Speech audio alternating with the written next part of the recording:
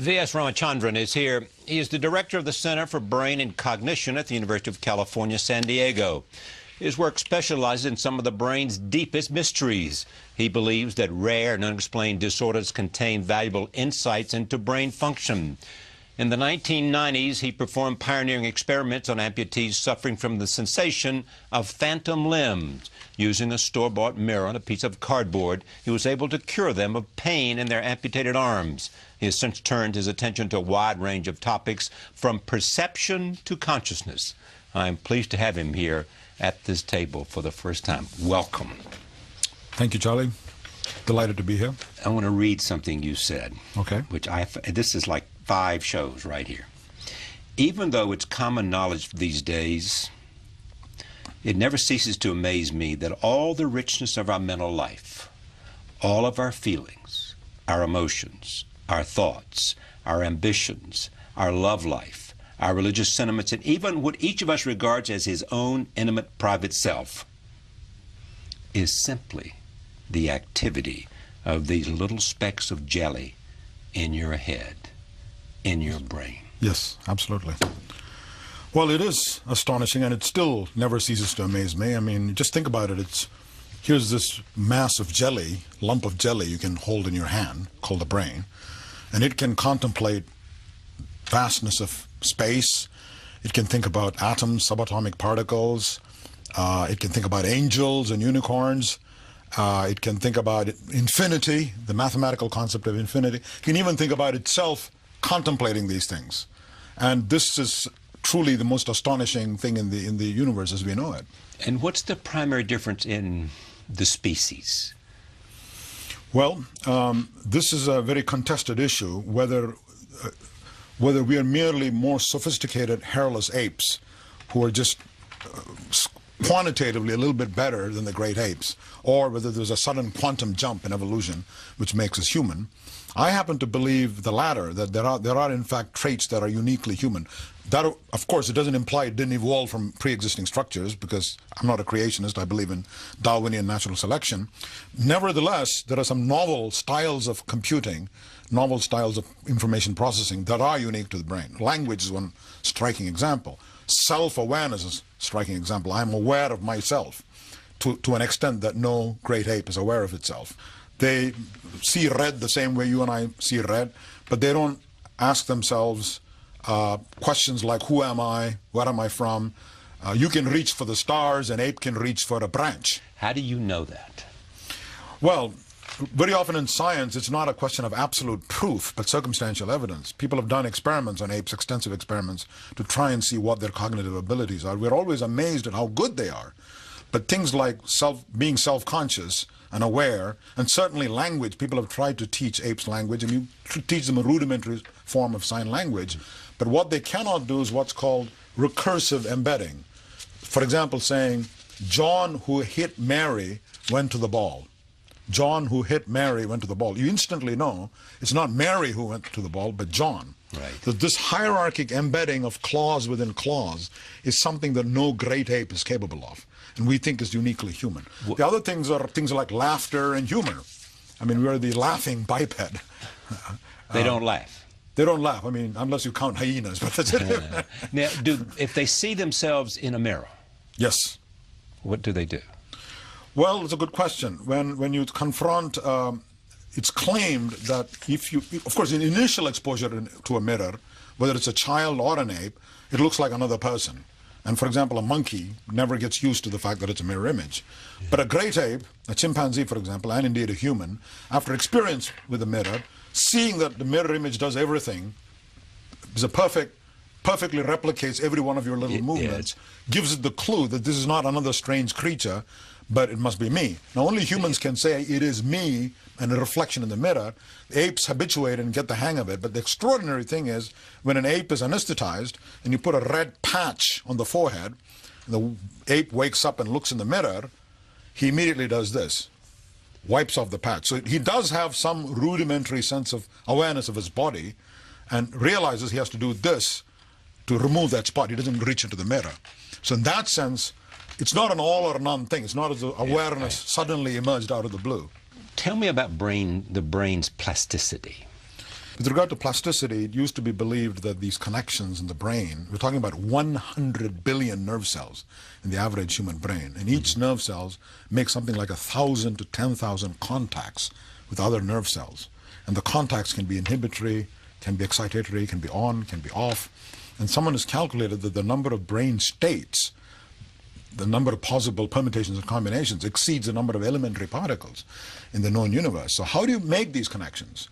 So one view is it's all made by genes. Yeah. It's all there in the genome and fixed in infancy, and there's not much you can do when there's damage to the adult brain. So for example, there is a stroke. The dogma has always been that this ties into the whole modular view of brain function, that there are different highly specialized regions for vision and touch and hearing. And every point in the skin surface goes to a particular point in the brain, so on and so forth. So if you punch out a module, a function is lost, and that's it. So what we have learned from our experiments in the last 10, 15 years, and some of my colleagues in other institutions, is this is simply not true. Instead of thinking of punched out modules, you really think of it's a dynamic organism almost, the brain. And when there is something changing in the environment, or even if there's damage or insult, it's not that there's a piece that's permanently removed, there's a shift in this equilibrium. So there is this mass of neurons that's in a state of equilibrium with the external world, and different parts are talking to each other and in equilibrium with each other. And when there's damage, there's a shift, and often all you need to do is a simple little trick to shift it back. I once read somewhere that, and this may be allied or not, that everything you do in some way has some biological change in the brain. Absolutely. People who study the brain, most of us, would argue that any mental change, there's always a corresponding brain change. And this, in fact, is the main goal of the enterprise, to explain all mental functions, including things like self-awareness, in terms of changes in neurons. But returning to plasticity, right. the main evidence, one of the main evidences for this in my lab is in amputees, right. Phantom limbs. Right. It turns out there's a complete map of the surface of the body on the surface of the brain. Every point is represented on a particular point. Right. And it also turns out that the map is not perfect, it's distorted. So the hand is right next to the face in that map. So what we find is when you amputate the arm, the question is there a hole in the brain corresponding to the arm? And the answer is there is no hole.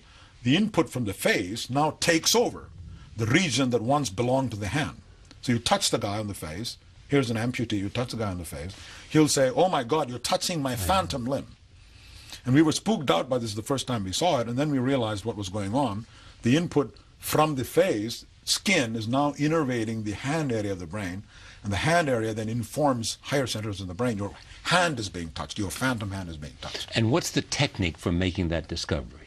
Two techniques. One is just simply touching the patient and asking him where he feels the sensations. And you find a perfect map of the missing hand on his face. So you'll say that's the thumb, that's the index finger, that's the pinky. The other technique is to do brain imaging, where you actually see the map has changed. The other astonishing example of plasticity which we discovered was many patients with the phantom limb will say that the phantom is frozen stiff. And they'll say it's in an awkward position. Now think about it, this is a phantom, it's not a real arm. There's a Charlie horse, there's a cramp, and it's in this excruciating position. If only I could move it, I might relieve the pain. But it's paralyzed, doctor. My phantom is paralyzed. Now this sounds like an oxymoron. How can a phantom be paralyzed? So we have an elaborate sort of theory about why it happens. But from a pragmatic standpoint, how do you make the arm move again to relieve the pain, if indeed it relieves the pain? So we simply put a mirror here in a box, and the patient looks at, so this is the phantom hand cramped in a painful position. You put a mirror here, and he clenches his normal hand, looks in the mirror, and it looks like his phantom has come back. You've resurrected his phantom, and then you ask him to mimic the posture of the phantom, so it's as though you've duplicated his normal arm, and what you see in the mirror is a reflection of the normal arm, but it looks like his phantom. Now the amazing thing is, if he now moves the normal hand, it looks like the phantom is moving. Instantly, it relieves the cramp and the phantom starts moving again. And in many patients, this seems to permanently relieve the pain from the phantom limb. Not in all patients, but about in a third. Does it matter when the amputation occurred? It seems to matter. It's not been studied carefully, but if it's done, if the mirror trick is done a few months or a year or two after amputation, that's when it works best. If you wait too long, say 10 years, 15 years, the phantom pain persists with a vengeance. And even if you put the mirror, it doesn't help as much. What other diseases interest you? Well, there are two agendas. One is to understand how the brain works, what is consciousness, what is mind. And the other agenda is practical. How can you help people? So with regard to the practical, it now turns out that you can use a mirror trick even for stroke. So a patient has complete paralysis of the arm, a real arm, it's not amputated. And 1 out of 6 of us will have a stroke. And half of those people will have a paralysis of the arm. So this arm is paralyzed, and you can't move, there's no flicker of movement even when you try. This is called a stroke. And this is because the motor fibers which go from the cortex down the spinal cord to the arm are cut. So the standard assumption is, that's it, you can't do anything about it. Now what we suggested is maybe there's a component of the stroke, what's called learned paralysis. There's initially some paralysis, but the brain just gives up. So not all the paralysis is due to permanent damage. Some of it is a sort of learned paralysis. So if you put a mirror and start moving the normal hand, so this is an experiment I did with Eric Alschuler, a colleague of mine, then it gives the appearance that the arm with the stroke, the paralyzed arm, is moving. A strictly visual appearance, you realize, it's not actually moving. After a few days of this, in some patients, the arm actually starts moving, the phantom arm, simply by giving him a visual illusion that the paralyzed arm is moving. The paralyzed arm starts literally moving to different extents in different patients, and doesn't work at all in some patients. But in many patients, there's substantial recovery of function. So we've now applied this mirror technique to pain caused by strokes, paralysis caused by strokes, phantom pain, a number of other conditions. But the other agenda we have is basic science. In other words, understanding how the brain works. Right. Let's go back to phantom limbs, right? Right. Here's a person, arm is amputated, he's got a phantom, and this is spooky enough. This has been known for 100 years. And people wondered what it was, and when in medical school, I would encounter patients with a missing arm, with a phantom, and I would also always ask, what is this? And the patients ask, I'm as puzzled as a patient. Just a year or so ago, we found, and this is unrelated to what I was telling you about with the mirrors and all that, if I simply go and touch a normal person on his normal hand, and the patient with the phantom limb watches the person, he feels it in his phantom limb. So assuming I have a phantom limb and somebody touches you, Charlie, right, on the hand, I feel it in my phantom. Now this sounds like X-Files, but we've repeated it in a large number of patients. Why does this happen? So this is worthy of Sherlock Holmes, okay? Right. Why does it happen? Why would a human being feel a touch administered to another human being? It turns out there's a bunch of neurons in the front of the brain, which were discovered in Italy, and these are called mirror neurons. And these neurons, they occur in the front of the brain, but also occur in the back of the brain. They fire when somebody were to touch my real hand. Yeah. Okay? They're called sensory neurons. So somebody comes and touches my real hand, these neurons fire. That's been known for 50 years, 100 years, in fact. When we say neurons fire, what does that mean? That means the brain is made up of nerve cells, which are the fundamental structural, functional units of the nervous system. And a neuron means nerve cell. It's just a highly specialized form of cell, which the brain uses. A lot of the cells in the brain are, in fact, neurons, which are used in exchange of information. So when I touch your hand, or if somebody touches my hand, there's a hand area in the brain where the neurons fire.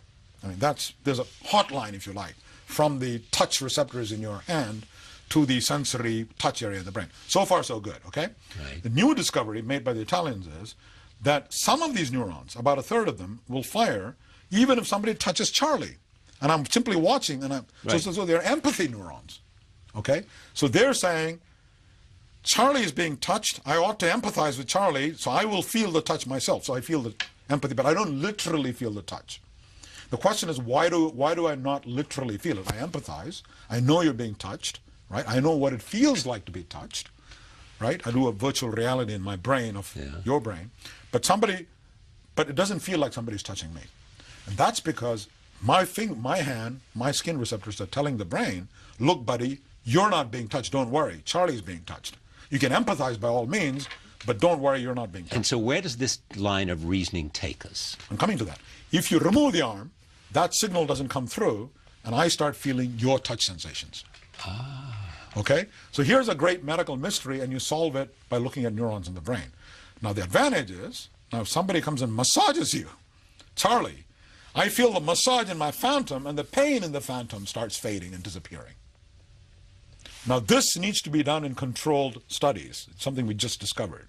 But it tells you an example of how you can take a bunch of neurons, nerve cells, study their properties in monkeys and in humans, look at a patient who's lost an arm, make a prediction, and you see something really spooky, he experiences your sensations, and lo and behold, you now can use it therapeutically.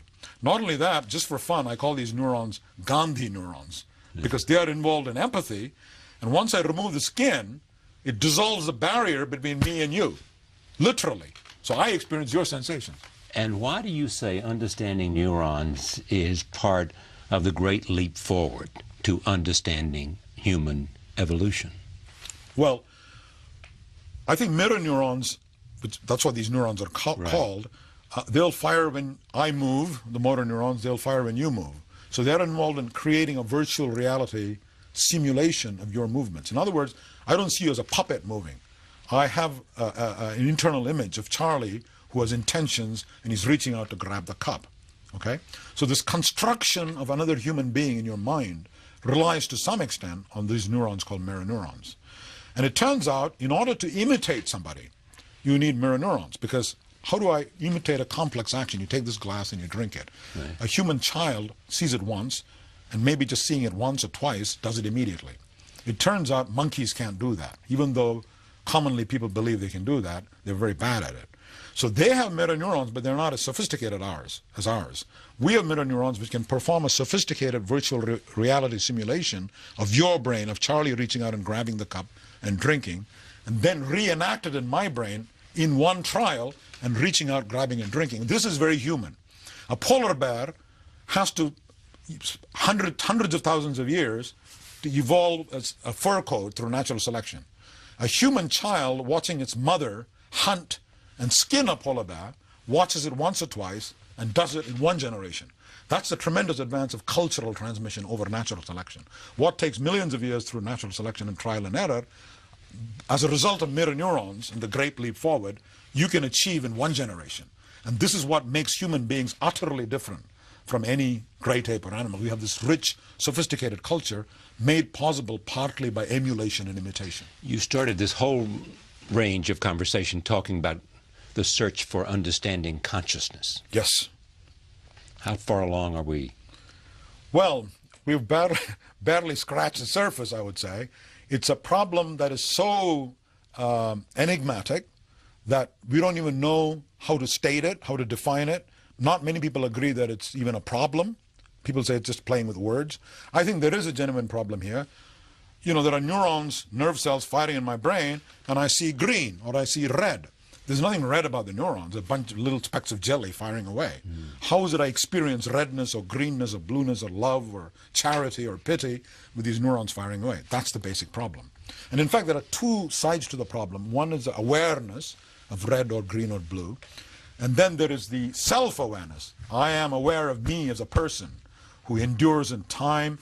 Despite all this diversity of experiences around me, I came and met you today. This morning I took a taxi. I wanted to go to the Metropolitan Museum, A, B, C, D. There's a sense of continuity in time and all these diverse experiences I have, but there's a single sort of golden thread that's running through the whole fabric of my experience. This is called the unity of consciousness.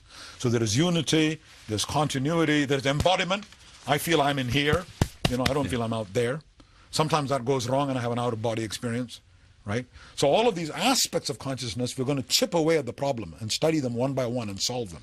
We're making giant steps forward to understand the brain because we're getting much closer to getting insight into the biology of the brain. That's absolutely right. And even spooky questions like what is consciousness? Even understanding, to interrupt, how psychotherapy yes, affects biology. Right. Or vice versa. Or vice versa. Yeah. Right. Well, I mean, psychotherapy is way out there. I mean, we still haven't got there. But in terms of seeing red or seeing green, you have to start somewhere in science. Start with the simple questions. Right. And eventually we'll get to that, hopefully. So supposing you look at something and I see it, I'm conscious of it. Nobody can take that away from me. I am conscious. The one thing I'm absolutely certain of that I'm seeing this. Experiments have been done in Oxford where they've shown there are in fact two pathways in the brain. If I damage the visual area in the brain, obviously there's a big, huge blind spot. No vision is coming in, and I can't see that cup, okay? But guess what? Some of these people will reach out and grab the cup. And you say, how is that possible? You've damaged the visual area in the brain. They're reaching out, grabbing the cup. Well, it turns out there are different visual areas in the brain. And there's a parallel pathway that goes from the cup to the other visual areas that's not conscious. It's only the pathway that goes to the visual cortex that's conscious. Now, that's amazing, because it's telling you some regions of the brain are conscious. Other regions of the brain can do elaborate things like grab cups or drive a car without your being conscious of it. So then you can ask what's special about these neurons and these circuits that makes consciousness possible. Just like you said, what's special about the double helix that makes heredity possible. I mean, people thought this is an insoluble problem. Why do pigs give birth to pigs? Why don't people give birth to pigs? You know, why do people only give birth to people? How come the resemblance? It all starts with an egg. And Watson and Crick homed in on the double helix and say that the complementarity of the helix dictates the complementarity of the offspring and parent. And they solved it. Likewise, we want to find out in neural circuitry, what is the anatomy of the brain? What are the circuits that dictate the function that we call consciousness or visual awareness? And we're heading that direction. We haven't got very far, but we're heading there. Because it's getting so much attention, bring in another brain illness, which is autism. How does that relate to mirror neurons? That's an excellent question. Autism is a very controversial topic, and people have been studying it for 20, 30 years. The incidence seems to be increasing. We don't know if it's really increasing or it's simply earlier diagnosis. The characteristics are that the child has no empathy and very little eye contact, has poor language skills, for example, or poor joint attention. Normally when you look at the cup, I look at it, see what's going on there. Or pointing, you point to something, I'm the person, I'm the child, I look at it. That's a very human thing to do. But this child will look at your finger when you're pointing something. So there is no shared mind. And this is very critical in autism. Now, it depends on what you mean by cause. Cause meaning people have suggested vaccines, viruses, heavy metals. The evidence linking all of that is tenuous. But coming to the brain, what circuits have changed in the brain? And there are lots of different changes have been observed throughout the brain. The cerebellum is altered. My colleague, Dr. Cruchain, has shown that. Other parts of the brain are altered. But then we were struck by the fact that if you look at the properties of mirror neurons, the mirror neurons are involved in constructing a theory of other minds, in simulating other minds. They must be involved in imitation, emulation, taking your point of view, because that's what the mirror neuron is doing. It's firing when I move my hand. It's also firing when you move your hand, saying, hey, Charlie's doing the same thing that I'm doing. Okay, so it's constructing a model of your mind and what your intentions are. And this seems to be deficient in autism. And also imitation, empathy. They're very bad at pretend play. You know, all our kids have superheroes and they pretend. They temporarily transport themselves from their own bodies to inside the superhero. The autistic children are not able to do that. So if you make a list of all of this, all of these things that are deficient in autism. Similarly, autistic children get confused between pronouns, you and me. Okay? All of these, I think, are functions of mirror neurons. So it can't be a coincidence. This is why we suggested that the core deficit in autism is a deficit in mirror neuron function. And Lindsay Oberman and Eric Altschuler and I proposed this about 10 years ago. And since then, there are a lot of studies confirming it. But I would still say the evidence is suggestive but not conclusive. All right, so say compelling but not conclusive. So where's the controversy? Well, the controversy, well, I don't know. The usual controversy is that there's not enough evidence. We need to do more intensive studies, that the techniques we use to discover the loss of mirror neurons are not adequate to clearly demonstrate the loss. Those kinds of objections. Theoretically, there have been no, as far as I know, there have been no objections. Back to localization, you know, Parkinson's. Yeah. What do we know about exactly where, whatever it is in the brain that causes Parkinson, is located? Well, we actually, that's a good disease to talk about, because even though it's not what I specialize in, a great deal is known about the precise centers. There's a structure called substantia nigra, globus pallidus. These are all basal ganglia involved in automatic postural adjustments. Or when I walk, you know, you swing your arms. And when you're swinging your arms, you don't do it consciously. That's done by the basal ganglia. Parkinson's patients hold their arms rigid. They don't swing them. They don't have spontaneous facial expression. They have a mask-like face, because that's also something we do spontaneously, and the basal ganglia are involved. So these groups of structures are deficient in a transmitter called dopamine, right?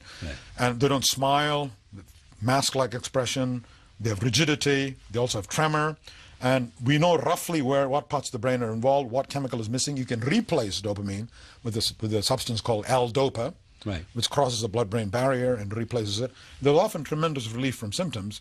Unfortunately, it's a fine line. If you give too much, you get too many involuntary symptoms. You get tics and grimaces and that sort of thing.